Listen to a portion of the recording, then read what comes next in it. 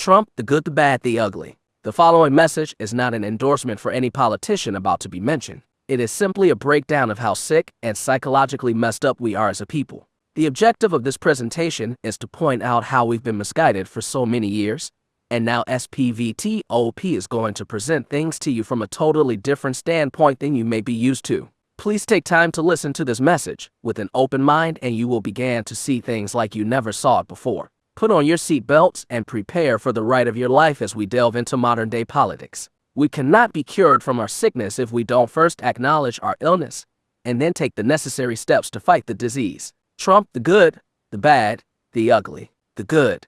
He extended funding for HBCUs. HBCUs are historically black colleges and universities. HBCUs had some notable wins during Trump's presidency. The most often cited is the Future Act, which Trump signed into law in 2019, making permanent an additional $255 million in annual funding for minority-serving institutions, including $85 million a year for HBCUs. The legislation, advanced by a bipartisan group of lawmakers in Congress, was widely celebrated at the time by leaders of the chronically underfunded institutions. In 2020, Trump also signed the HBCU Partners Act, which required certain federal agencies to submit annual plans documenting how they'd make their grant programs more accessible to HBCUs. Trump also moved the White House initiative on HBCUs out from under the auspices of the Education Department to the White House, which was a gesture that HBCUs would be a priority. HBCU advocates also applauded policy moves like the restoration of year-round Pell Grants under Trump in 2017, which enabled students to use federal financial aid for summer courses. Ladriguez Murray,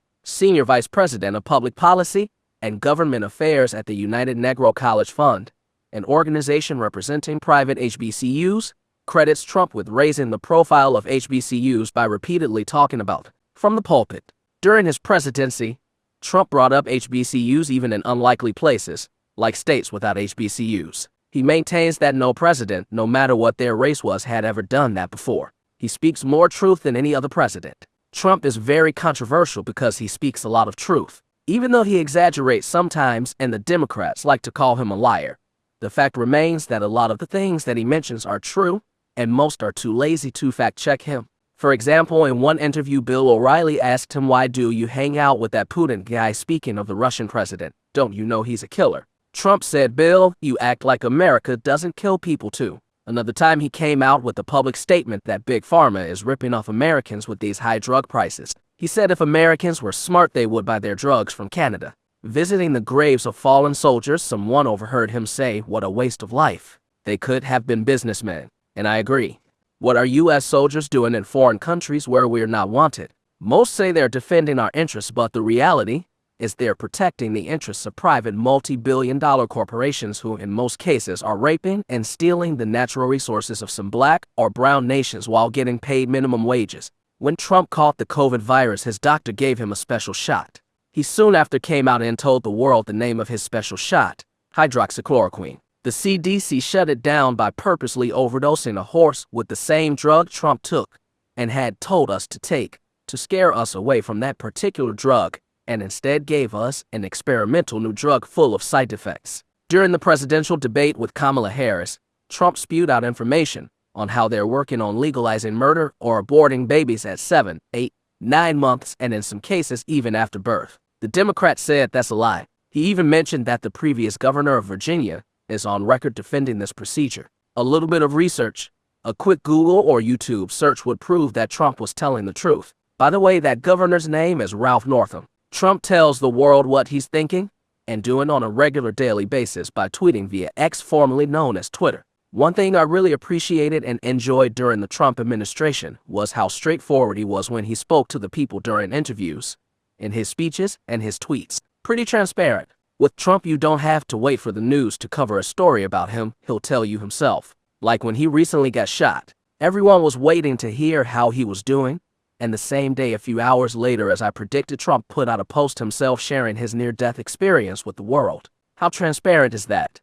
Never before have we seen a president as open to the people as Trump is. He's not afraid of speaking his mind and showing that he's human. That's why so many gravitate towards him. except for those who hold their ears and close their eyes, avoiding anything he has to say because they've been conditioned by the Democrats to hate him no matter what he says or does. He deserved the Nobel Peace Prize. When Obama won the presidential election in 2008, the whole world was excited. Everyone worldwide celebrated, including the Taliban and the so-called terrorist countries. Even Gaddafi made a powerful speech in honor of this blessed event, referring to Obama as a blessed son of Africa, hoping he didn't let the previous devilish administrations get inside of his head. He had no blood on his hands, and this is why I voted for him and got many others to vote for him as well. He was literally viewed as the modern-day Jesus, and to the revolutionary freedom fighters as potentially the spook who sat by the door. The world knew that now finally we would have world peace because this black man could relate to everyone's struggle. They even gave him a Nobel Peace Prize in anticipation of the most peaceful presidential term in history.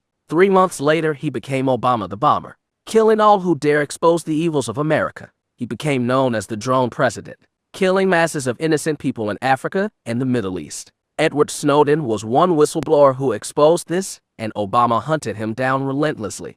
He also killed by drone attack Anwar al-Awlaki, an American-born college lecturer, and when his son went looking for him in Yemen, Obama killed him as well. Not to mention the Obama administration killing of Muammar Gaddafi, the leader of Libya, and one of the most influential leaders in Africa promoting African independence. Then came Trump, supposedly the devil himself, the one who was supposed to put all black peoples back into slavery, and the one who was to start World War III. Under the Trump administration, threats of war were reduced drastically. Russia and North Korea, our biggest enemies for the last 60 years, who we feared would one day blow us up with nukes, somehow became our buddies. Maybe because he understands the laws of business, treat people with dignity and respect, and they become your clients or allies. Trump borrowed the concept for the Platinum Plan for Black America from Ice Cube, which was a beneficial plan specifically for black people. He offered $500 billion in government funding to help establish black Wall Streets across America. The masses of black Americans either don't know about Trump's Platinum Plan for Black Americans because the media they tune into have kept it a secret,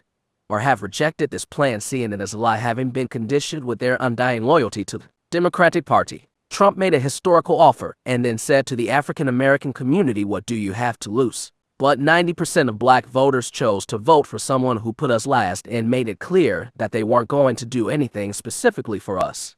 He offered the deal, and we rejected it. Now the deal is gone. Trump doesn't owe us anything because we didn't vote for him, even when he got into office and did do for us. All we did in return was give him the middle finger. We hate him so much and love the other guys. Jim Crow Joe Biden, aka Mr. If you don't vote for me, you ain't black. And now Kamala Harris, Mrs. Not going to do anything specifically for black people. Trump has a history of business and personal relationships with African Americans, as well as financing and donating to their causes. He financially supported Jesse Jackson when he ran for president, as well as Jesse Jackson's Rainbow Push Coalition. Trump also supported the Reverend Al Sharpton when he ran for president, as well as his organization.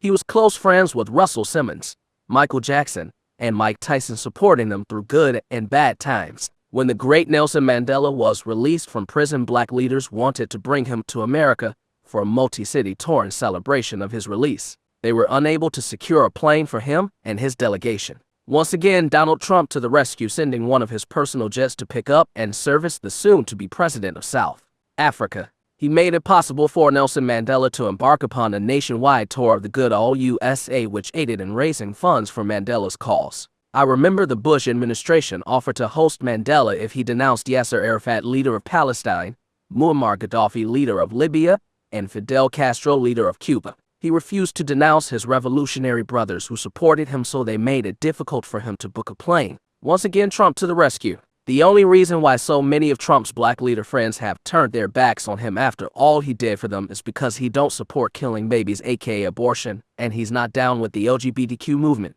two of the Democratic Party's major causes. All of them who presently hate Trump are helping to fight for these satanic causes. Biden has no history of relations nor support of blacks or their causes. Trump has hundreds if not thousands of intimate photos with black people. How many photos with blacks, besides Obama, have you seen Joe Biden in? The only reason I keep mentioning Joe Biden, even though he is no longer running, is because 90% of black voters were loyal to him before he was replaced by Kamala Harris, aka Mrs. Ain't going to do anything specifically for black peoples. Why do open racists like Trump so much? Because Trump speaks to their needs. Trump is a businessman who collected data information and statistics and then analyzed on how he could win the election. He came to the realization that over half of this country is white, working class, poor, and conservative. Even African Americans were traditionally conservative before Obama.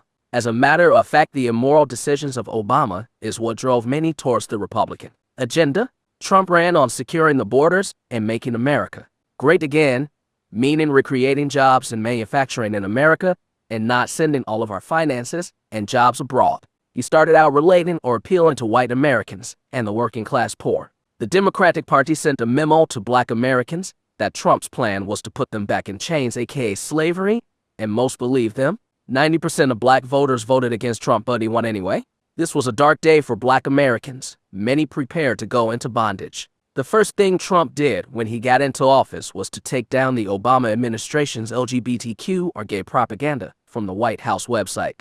Next, he invited black leaders to the White House and asked them what could he do for them and their community. All who went received what they asked for. There were several pastors, mostly Republican, community leaders, Jim Brown and Kanye West. Most black leaders boycotted the event because their Democratic masters told them to keep away from Trump, for he is the devil. Everyone who went was attacked verbally and threatened by their Democratic support base or fans, with the exception of Jim Brown. Nobody dare mess around with our legendary big brother Jim Brown. Steve Harvey later had a private meeting with Trump at Trump Towers. When Steve Harvey came out of the meeting, he was excited when he spoke to the reporters downstairs. He told them it was a very productive meeting and that Trump connected Steve with Ben Carson and told Ben to give Steve whatever he needs to establish cultural arts centers and hoods across the country to bring about positive change within the inner city. Steve Harvey was blessed with the opportunity to become a key figure backed with taxpayer funding to help create resource centers benefiting the black community, making history, and he was proud and honored to accept this responsibility. As soon as Steve got back to his car, his phone began ringing off the hook. He began being verbally abused, attacked by his silly Negro fans sicked on him by the Democratic Party. They threatened to boycott him. He became frightened of losing his livelihood and then cut ties with Trump. Later on, he admitted that it was one of the biggest mistakes of his life to let ignorant fans distract him from his divine purpose. There are two types of people in this world: those who can see and those who can't. Those who can't because they're too busy believing what they've been told by the puppeteers of this world via false media, aka fake news, that they don't exercise their senses of thought and sight. For example, on 9/11, when the Pentagon was supposedly hit by a plane, most people believed the story they were told by the media, aka fake news. Most people didn't stop to think of how the Pentagon, which is one of the most secure buildings in the world with cameras everywhere, was hit, but no video footage or evidence of a plane hitting the Pentagon nor plane parts or bodies were ever presented. Those who can't see and pose questions are labeled as conspiracy theorists. I said all of that to say this. There was a time when a man named Donald Trump decided he was going to run for president. Having no formal experience in government politics, this was a far-fetched idea. Not only was he running, but he decided to run as a Republican. This upset many and destroyed many of the ties he had with the liberal and the black community. For this move, he began to be hated by those loyal to the Democratic Party. On the other side, Republican leadership saw him as a joke, having no prior government experience or loyalty to the Republican Party. In short, they didn't like him either because he posed a threat to their status quo or their business as usual. They felt there was no way their constituents would fall for the celebrity want-to-be politician. What they failed to realize was that Donald Trump was no ordinary celebrity businessman. He is a visionary with confidence on steroids and a master strategist. He talks slowly and simple, so some people think that he's dumb, but those who really listen to his words see that he makes a lot of sense. As was stated earlier, the average man has poor vision, and most just can't see things from a strategic standpoint. So with the Democrats hating him and the Republican leadership hating him, how did Trump become president?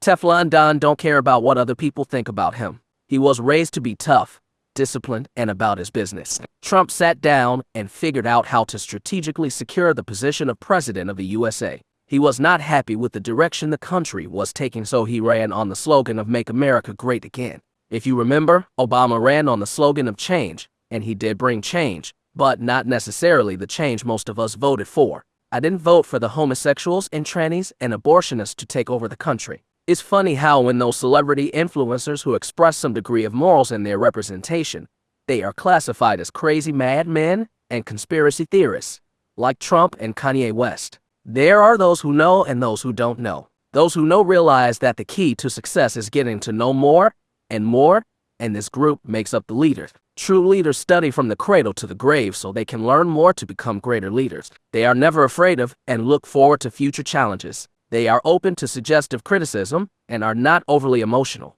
This is part of the discipline that makes them superior beings or winners in this game of life. Those who don't know in many cases see themselves as inferior beings and accept limitations to be placed upon them by others. They are content with being followers. Followers must be very careful who they choose to follow, for if they pick the wrong leader and don't put Allah first in their lives, this move can become disastrous. Winners are thinkers and visionaries. The bad, caught on tape talking about grabbing coochies. Ladies, if you don't want your coochies grabbed by Trump, here's some advice. Don't run around him practically naked like the women in the beauty pageants he hosted, Miss America and Miss Universe. He never claimed to be a saint nor religious at all. Yet many of his political views are more religious than most pastors. He simply stated in a private discussion that the ladies like it when you grab their coochies when you're a billionaire. Whether this statement is right or wrong, the question is it true? Most will never know because you ain't no billionaire. Instead, you hate on Trump while being 1,000 near wearing your Billionaires Boys Club t-shirt, down at the strip club making it rain with singles. What hypocrisy. Trump took out a full-page ad against the Central Park Five and called for the death penalty to be reinstated in New York. Looking back in time, I remember how most of the black people that I would debate with on this topic felt the same way Trump did, but now they have amnesia. Similar to those are the majority of blacks in New York who voted Hillary over Obama in the 2008 primary presidential election. While everyone is attacking Trump on this issue of the Central Park Five, what they choose to leave out is that the judge was Thomas B. Galligan and the head prosecutor was Linda Fairstein, both of whom were Democrats. The majority, if not all of the jurors, were Democrats as well. How is this information not important, and why are the boys now men so loyal to the party that prosecuted them? Trump oftentimes says mean things and calls people names. Comedians used to do this as well. Nowadays, Holy Scripture is offensive to most and is considered hate speech. He usually does this to those who are verbally attacking him. For some reason, it's okay for everyone to attack him, but it's wrong when he strikes back. My Abu, the late great Al-Hajji Sheikh Muhammad Hakim El taught me to not focus so much on what a man says, focus more on what a man does. A man may tell you that he loves you, but he abuses you on a regular basis. As he oppresses, he apologizes from time to time and even sweet talks you, and then more abuse. The next man may not tell you he loves you as much, but he provides for you and protects you from any hurt, harm, or danger. He teaches you all that he knows so you can one day become even greater than him. This is true love. We need to learn how not to be so overly emotional or sensitive because it is a curse that we bring upon ourselves due to lack of faith that attracts the evil predators and ultimately makes us into weak victims of Satan. In other words, being a black Democrat is like being a woman in an abusive relationship for way too long. The ugly. Trump presently supports Israel and their war or genocide on Palestine. This was the game changer for us, and is the reason we had to cut Trump off. We pretty much have blown it with Trump. He offered us a great deal, and we gave him our middle finger. How much disrespect should we expect him to take from us? He don't owe us anything, but the Democrats do. Trump's goal in life, or one of his goals, was to be the best president in history to the American people. He definitely wanted to be better than Obama to the African Americans, aka blacks, and we refused to let him do it. He's one we could have utilized through a relationship of mutual respect, but most of us chose to make him an enemy. If we supported him, there's a good chance he would rally for our causes. He's already proven that. We are losing our leveraging points as we continue to make bad business decisions. African Americans, blacks, and Muslims alike. Trump has proven to be one who's open to dialogue. Some of us are beginning to wake up, but let's hope it's not too little too late. The JDL told Trump to keep away from Kanye West, and he told them that you was his friend, proving that he does have a spine. He also does not allow himself to be pushed around by the LGBTQ mafia. In conclusion, my brothers and sisters, why do you think they would let Kamala, a so-called black woman who identifies as black mainly around election time?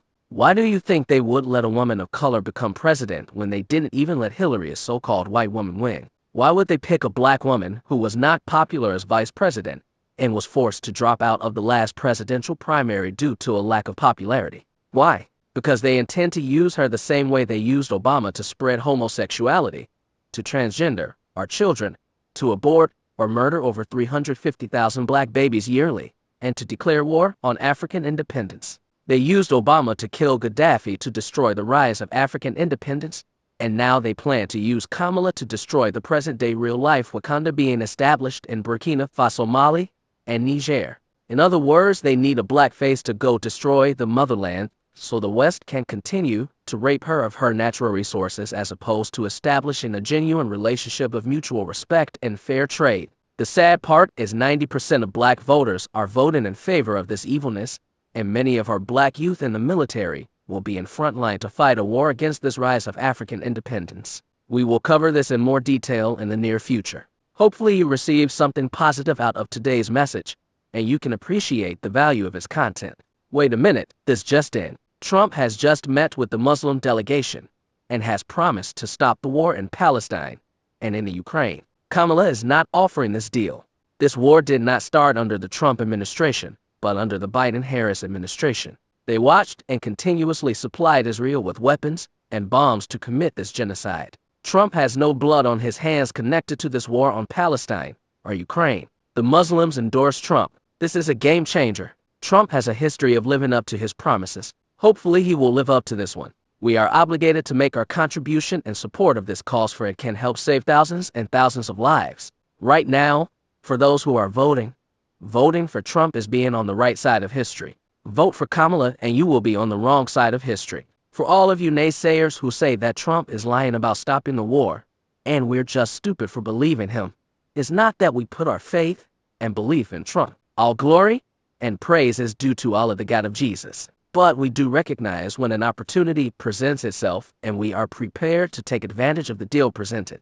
We put our faith in Allah and we are obligated to play our part. If Trump doesn't live up to his side of the deal that's between him and Allah, his creator, we know Kamala can't do anything, just like Obama couldn't do anything because he was black. Remember, this was the #1 excuse black Americans used to defend Obama. His first term, the excuse was he can't do for us because it will hurt his re-election. His second term, he can't because then white folks will kill him. So now we're gonna attempt to repeat the same process or play the same game, but this time with a black woman. How much sense does that make? A vote for Kamala is a vote for war, death, and destruction, while a vote for Trump may be a vote for peace, and is definitely a vote of protection for our children. Trump is the only presidential candidate who has shown the guts to stand up to Israel, the LGBTQ mafia, against transgendering, our children, and wholesale abortion, which kills over 1 million babies a year in America alone. As patriotic Americans, we're going Trump 2024.